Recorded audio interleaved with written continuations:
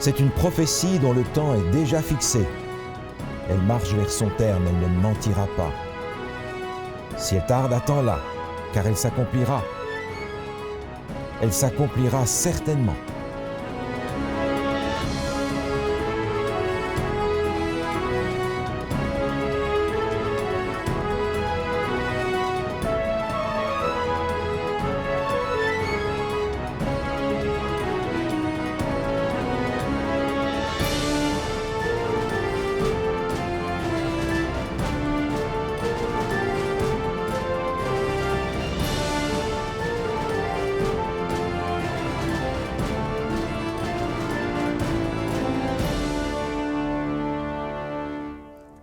Bonjour à tous, chers auditeurs. Déjà aujourd'hui, nous allons couvrir le chapitre 4 des études du livre du prophète Daniel. Donc aujourd'hui, on va revoir un personnage qu'on a vu durant les 3 premiers chapitres, c'est-à-dire le roi Nebuchadnezzar. Durant la première émission, durant la deuxième et la troisième, on a vu le personnage et maintenant, Pasteur Scalier, bonjour. Bonjour, Michael. Donc, encore une fois, on va en apprendre un peu davantage sur le roi Nebuchadnezzar parce qu'on le revoit dans le chapitre 4. Absolument. Qu'est-ce qui se passe un peu dans ce chapitre-là? On a au chapitre 4 un chapitre absolument extraordinaire dans tout le livre de Daniel. En fait, c'est un chapitre unique dans tout l'Ancien Testament. C'est le seul chapitre qui n'a pas été écrit par un prophète de Dieu, mais par un roi païen. Parce que dans le chapitre 4, nous avons le témoignage de Nebuchadnezzar. Ah, c'est lui-même qui C'est lui-même qui l'écrit. OK. Non seulement c'est un roi qui avait la vision païen, maintenant c'est le roi qui écrit à l'intérieur de la Bible. Et Daniel a introduit son témoignage dans son livre. OK. Le début du texte est extraordinaire. Il est dit « Nebuchadnezzar, roi à tous les peuples, aux nations, aux hommes de toute langue, qui habitent sur toute la terre, que la paix vous soit donnée avec abondance. » Déjà là, on a un ton qui est totalement différent de ce qu'on avait au chapitre 3, où il était en train de donner des ordres. Si vous parlez mal du Dieu de Shadrach, Meshach et Abednego, votre maison est rasée, vous êtes mis à mort, etc. Non, maintenant c'est shalom à tous les peuples. Okay. Et c'est extraordinaire parce qu'on a une introduction qui ressemble à ce que l'on a dans le Nouveau Testament. Je pense par exemple à l'Épître aux Éphésiens au chapitre 1.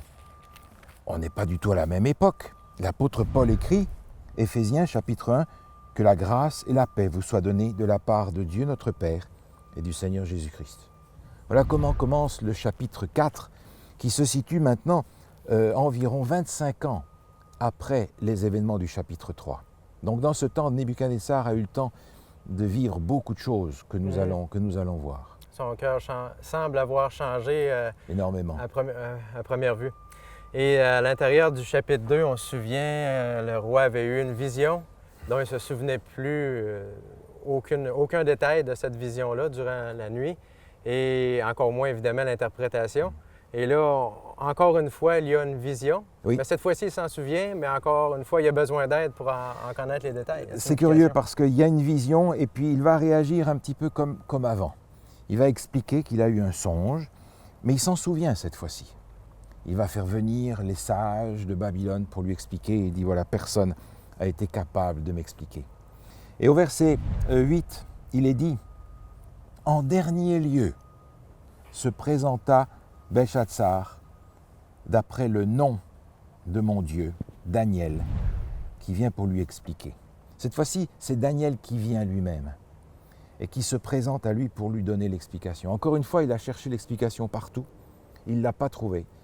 C'est le prophète de Dieu qui va venir. Et c'est intéressant parce qu'il va dire, Belchatsar, chef des magiciens, qui a en toi, je le sais, l'esprit des dieux saints. Donc il commence à comprendre qu'il y a chez lui quelque chose de particulier, qui a une inspiration divine de sa part.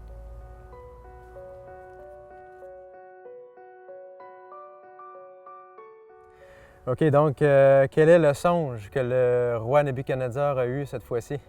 Alors cette fois-ci, il s'en souvient, il va le décrire lui-même. Il va dire, voilà, j'ai vu un grand arbre énorme qui abritait les oiseaux, qui nourrissait les animaux, qui s'étendait très largement. Et un jour, il a été décidé par ceux qui veillent, selon l'expression du texte, de couper cet arbre, de disperser ses branches, mais de garder la souche. Et cette souche a été enchaînée pendant 7 temps OK. par des chaînes d'airain. 7 ans, ça veut dire combien de temps, ça? Alors, le mot qui est employé ici, c'est le mot Idan, OK. qui va être employé aussi dans le chapitre 7 au verset 25 pour parler d'une année. OK. Ce mot-là qui est employé à plusieurs reprises, on pourrait le comparer au mot lustre qu'on a en français. Un lustre, pour nous, c'est d'abord ce qui pend dans notre salle à manger pour faire de la lumière. Mais si je vous dis, Michael, je ne vous ai pas vu depuis un lustre, ça veut dire quoi? Ça fait un bout de temps. Ça fait précisément 5 ans. 5 ans, OK. 5 ans. Et le mot lustre, encore une fois, n'a rien à voir avec le mot année, mais c'est ce que ça signifie. OK. Donc on a quelque chose du même genre ici, dans le sens poétique. Et il est évident que ce sont des années littérales, parce que si on part dans des années symboliques, on sort de ce qui est réalisable dans la vie de Nebuchadnezzar. OK. Donc, 7 années littérales pour cette vision-là. 7 années pendant lesquelles Nebuchadnezzar va être coupé, mais pas mis à mort. Il y a quelque chose qui reste. Et le temps qui lui est donné est un temps qui est mesuré. OK.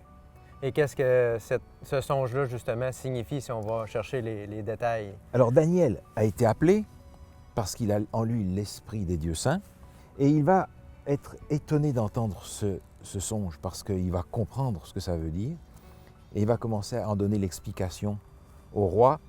Et comme au chapitre 2, il avait dit « Tu es la tête d'or », cette fois-ci, au verset 22, il dit « C'est toi, ô roi, qui es devenu grand et fort, dont la grandeur s'est accrue et s'est élevée jusqu'aux cieux, et dont la domination s'étend jusqu'aux extrémités de la terre. » Donc, la prophétie est claire. L'arbre, c'est le roi Nebuchadnezzar. Il ne faut C'est pas ça. chercher partout dans la Bible pour voir L'arbre, c'est qu'est-ce toi. que l'arbre pourrait signifier, c'est ça? On a d'autres textes, par exemple dans Ézéchiel au chapitre 15, où l'arbre est utilisé pour parler des hommes, et l'image est simple. L'arbre, c'est l'homme, la forêt, c'est le peuple de Dieu. Et dans ce sens-là, on a la même image ici, Nebuchadnezzar et cet arbre-là qui va être coupé. Et Daniel lui dit, voilà, tu vas être retiré du monde des hommes et tu vas être parmi les bêtes pendant 7 ans. 7 ans vont passer sur toi, un temps mesuré, un temps qui ne va pas dépasser les limites. Dieu a fixé un temps pour le mettre à l'épreuve. Donc, évidemment, Dieu ne parle jamais pour rien. S'il a donné cette vision-là, encore une fois, au roi, il y avait une raison. Quel était l'objectif de Dieu en donnant cette vision-là? Alors, cet objectif est donné 2 fois. Nebuchadnezzar l'entend lui-même dans la vision qu'il a reçue, et Daniel va le lui donner de nouveau, en lui disant au verset 25, « 7 ans passeront sur toi jusqu'à ce que tu saches que le Très-Haut domine sur le règne des hommes et qu'il le donne à qui il lui plaît. » Donc il y a un appel à enfin recevoir la leçon du chapitre 2. C'est-à-dire, tu as beau être grand, il y a quelqu'un au-dessus de toi, et c'est à lui que tu dois te soumettre. Daniel va même un peu plus loin. Il va lui faire un petit sermon pour l'inviter à mettre les choses en ordre. OK. Un peu plus loin, il lui dit, c'est pourquoi, ô roi, puisse mon conseil te plaire. Mets un terme à tes péchés en pratiquant la justice et à tes iniquités, en usant de compassion vers les malheureux, et ton bonheur pourra se prolonger. Daniel lui dit, il y a une chose que tu peux faire pour éviter ça. C'est mettre un terme à tes péchés, et il l'invite à être bon envers les malheureux. Cette dimension d'une piété pratique, finalement. Il ne s'agit pas simplement de se soumettre à Dieu, mais il s'agit d'avoir dans sa vie pratique les répercussions de ça. Déjà avant l'exil, Dieu avait posé cette même question et avait invité le peuple hébreu à avoir une vie conséquente. Dans le livre du prophète Michée, au chapitre 6 et au verset 8, il est dit « On t'a fait connaître, ô homme, ce qui est bien, et ce que l'Éternel demande de toi, c'est que tu pratiques la justice, que tu aimes la miséricorde et que tu marches humblement avec ton Dieu. » Il y a donc une conséquence pratique dans la vie à s'approcher de Dieu, à recevoir Dieu comme notre Sauveur et comme notre Maître. En réalité, Jésus ne demandait rien d'autre de son peuple dans son temps. Dans l'Évangile selon Matthieu, au chapitre 22, on retrouve la même invitation de la part de Jésus lui-même. On lui avait demandé quel est le plus grand commandement. Et Jésus répond en disant « Tu aimeras le Seigneur ton Dieu de tout ton cœur, de toute ton âme, de toute ta pensée. C'est le premier et plus grand commandement. Et voici le second qui lui est semblable. Tu aimeras ton prochain comme toi-même. De ces 2 commandements dépendent toute la loi et les prophètes. Nous avons beau être un roi, avoir le pouvoir, l'argent et tout, mais on doit quand même rendre des comptes à Dieu. Rendre des comptes de la vie pratique. Mhm. Et Daniel lui dit, si tu mets ça en place, alors ce qui t'est annoncé peut être évité. Ton bonheur pourra se prolonger. Alors, c'était en quelque sorte une prophétie conditionnelle. Si le roi continuait dans sa voie, il y avoir un changement drastique dans sa vie. Sinon, Dieu aurait accepté son changement de cœur pour ne pas que cette prophétie-là arrive. Alors finalement, qu'est-ce qui est arrivé? Nebuchadnezzar n'a pas suivi le conseil. Non.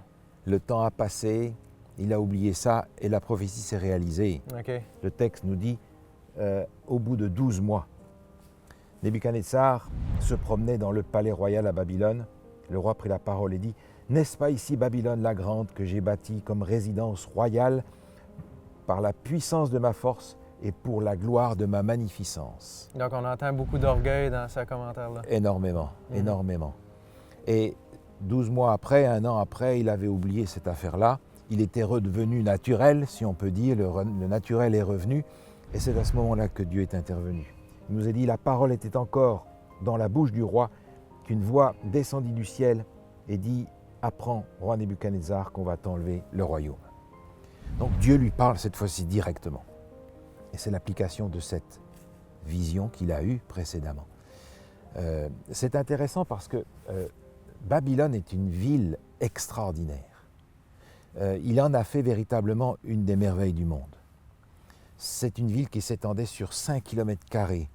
Il y avait une 50aine de temples. Il y avait les jardins suspendus qu'il avait faits pour sa femme qui était d'origine mède. Okay. C'était une beauté inimaginable. Et effectivement, l'histoire a conservé pratiquement mot pour mot ce que Nebuchadnezzar dit ici, qui se trouve dans le texte biblique. Et j'aimerais vous lire justement ce texte, qui se trouve au musée de Berlin, sur une tablette en cunéiforme, où les paroles de Nebuchadnezzar ont été conservées. Okay. Et sur cette tablette, il est écrit ceci. « J'ai fait Babylone, la sainte cité, la gloire des grands dieux, au-dessus de tout ce qui avait été fait jusqu'à présent. Aucun roi n'a jamais créé, aucun roi parmi tous les autres rois n'a jamais construit une telle magnificence pour Marduk, qui est le dieu de Babylone. » Et il continue en disant « Que mon nom soit proclamé à jamais. » C'est exactement la parole qui est rapportée ici par le texte du livre de Daniel. C'est à ce moment-là que Dieu met le doigt sur le problème. Et à partir de ce moment-là, Nebuchadnezzar va perdre la raison. Il est dit un petit peu plus loin, il fut chassé du milieu des hommes, il mangea de l'herbe comme les bœufs, son corps fut trempé de la rosée du ciel, jusqu'à ce que ses cheveux croissent comme les plumes des aigles et ses ongles comme ceux des oiseaux. On peut imaginer la scène. Il a perdu la raison et c'est fini pour lui, à ce moment-là. Il perd véritablement son autorité, son royaume, sa place en tant que roi de Babylone.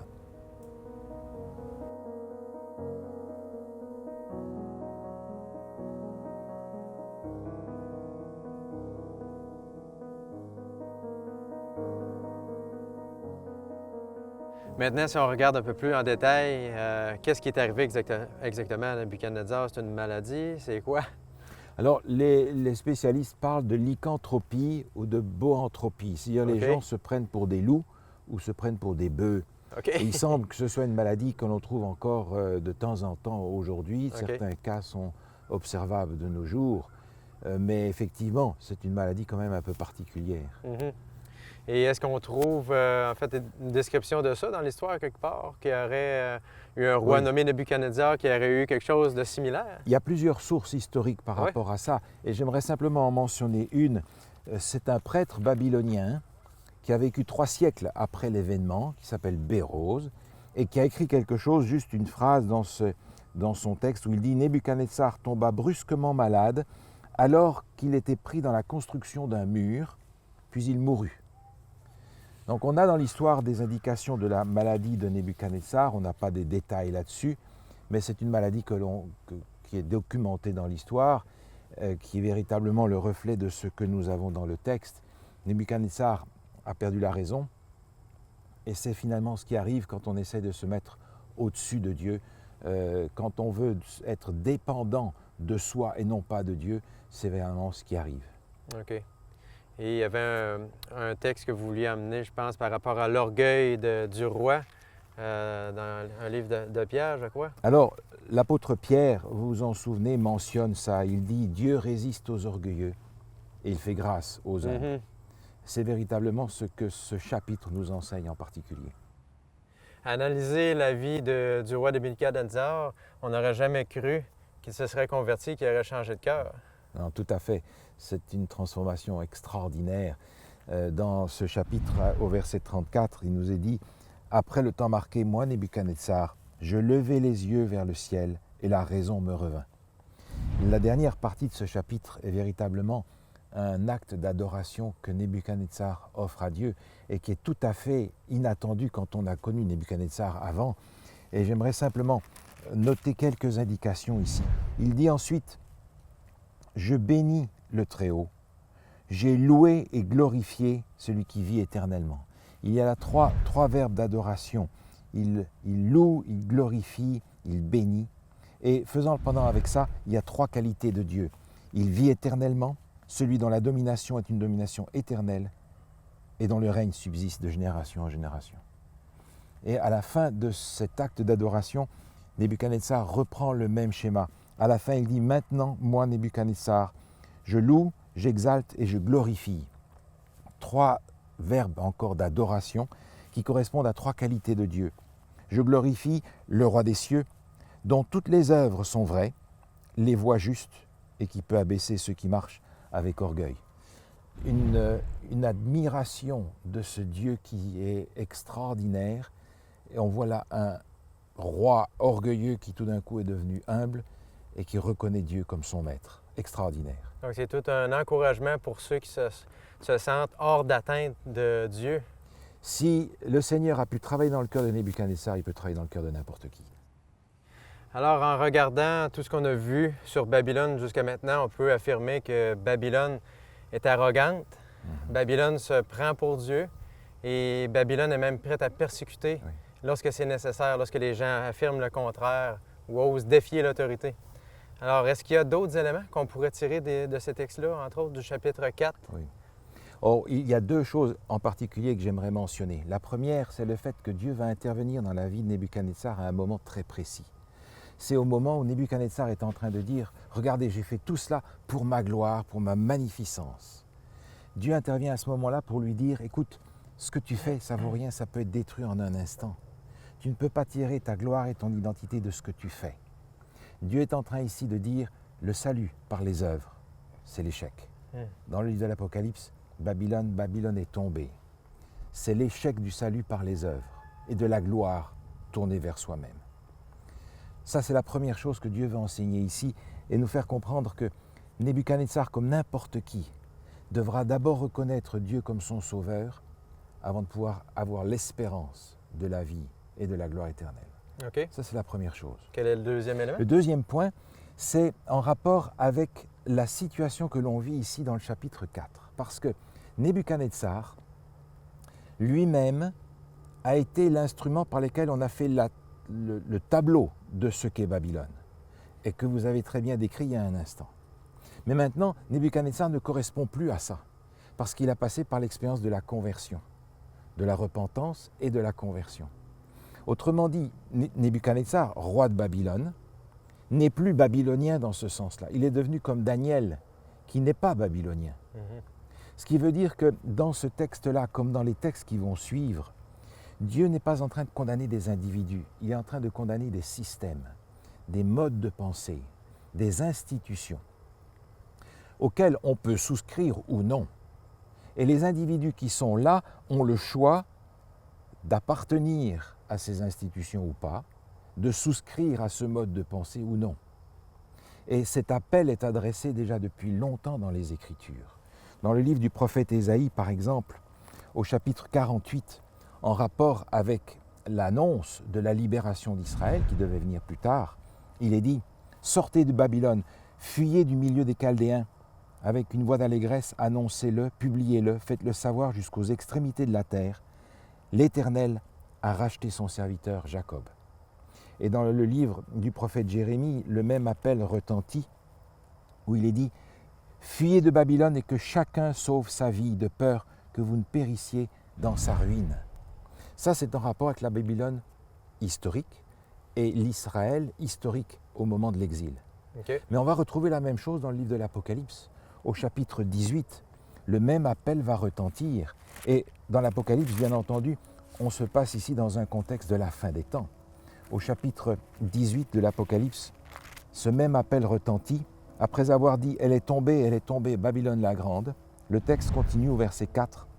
« Et j'entendis du ciel une autre voix qui disait « Sortez du milieu d'elle, mon peuple, afin que vous ne participiez point à ses péchés et que vous n'ayez point part à ses fléaux. » L'appel à sortir de Babylone, c'est un appel qui retentit encore aujourd'hui pour qu'on abandonne cette mentalité du salut par les œuvres, qu'on abandonne cette mentalité de tirer la gloire à soi et qu'on accepte de se tourner vers Dieu et de le recevoir comme notre Sauveur. Le témoignage de Nebuchadnezzar est encore aujourd'hui un appel à vivre l'expérience que lui-même a vécue, un appel à abandonner cette mentalité qu'il a saisie pendant si longtemps.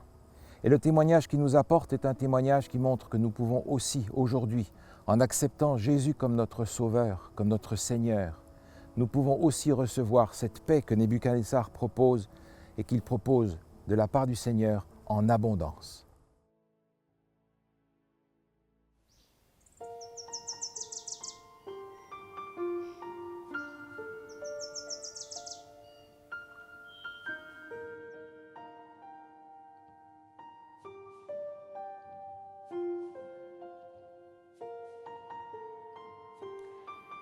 Alors, je m'appelle Isabelle, je suis mariée et mère de 3 enfants et je fais partie de l'équipe de Mieux Vivre. Mieux Vivre est un organisme à but non lucratif qui travaille à aider les gens à trouver une santé totale. Et particulièrement, en ce moment, on travaille sur un projet qui me tient à cœur, celui d'aider les gens à améliorer en fait leur santé mentale. Moi, j'ai eu des expériences dans le passé qui m'ont touchée beaucoup.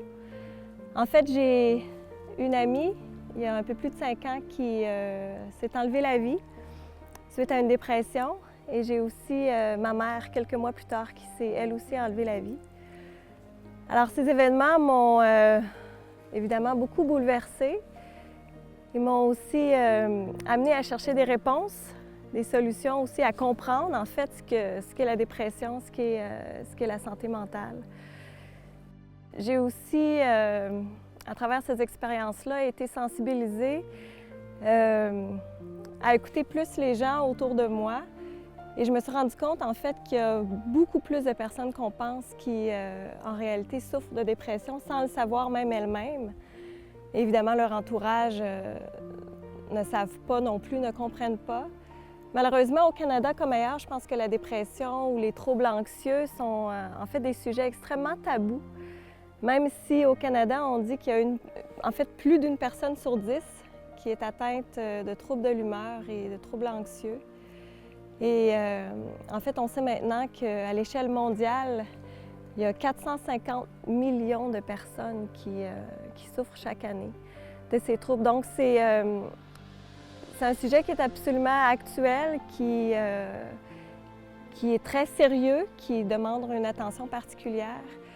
Puis, c'est ça. Alors nous, à Mieux Vivre, on a décidé d'aller de l'avant et de traduire le matériel du Dr. Neil Nedley, qui a eu beaucoup de succès, en fait, dans le soulagement des troubles anxieux et de la dépression. On sait aujourd'hui que la dépression touche tout le monde, qu'on soit en Amérique du Nord ou ailleurs, qu'on soit homme ou femme, jeune ou vieux, blanc ou noir. En fait, la dépression peut atteindre tout le monde. La vie, malheureusement, est de plus en plus vite. On est tous pris dans un tourbillon et c'est de plus en plus difficile pour nous d'être à l'écoute de ce qui se passe dans notre esprit, dans notre cœur, dans nos relations. C'est de plus en plus difficile aussi pour nous d'être à l'écoute des gens autour de nous, des gens au travail, des gens à l'école, des gens de notre famille même.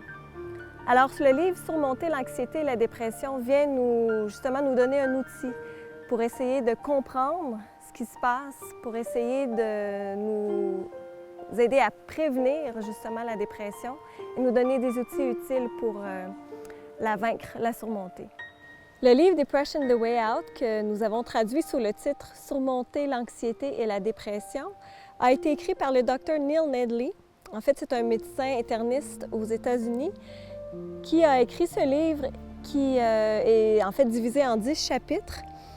Et à travers ce livre, il nous parle justement de quelle est la dépression, quelles en sont les causes. Et ce qui le rend particulier, c'est qu'il divise en fait toutes les causes de la dépression en 10 catégories. Il les appelle les facteurs de prédisposition de la dépression. Il parle entre autres du développement, de la génétique, du rythme circadien, de l'alimentation, du sommeil, de l'exercice, du lobe frontal. Et j'en passe. Et en fait, il nous dit que si on est une personne qui en fait a 4 de ces 10 facteurs de prédisposition, on souffre en fait de dépression ou on peut en souffrir. Et on peut aussi être capable à ce moment-là de discerner aussi s'il y a des gens autour de nous qui pourraient être à risque de souffrir de dépression ou qui en souffrent présentement. En fait, ce livre est là pour vous apporter de l'espoir, pour que vous puissiez voir et comprendre que la dépression est réversible. Si j'avais su il y a plusieurs années, si j'avais eu ce matériel, peut-être que mon ami, peut-être que ma mère serait encore là aujourd'hui. Donc, je veux vous offrir la possibilité de comprendre la dépression. Si vous en souffrez, je vais vous donner l'espoir que justement, vous n'avez pas à vous sentir déprimé, triste, dépassé par les événements pour toujours. Il y a des solutions concrètes que vous pouvez faire dans votre quotidien. Il y a des choix que vous pouvez faire pour vous aider à vous sortir de la dépression, de l'anxiété.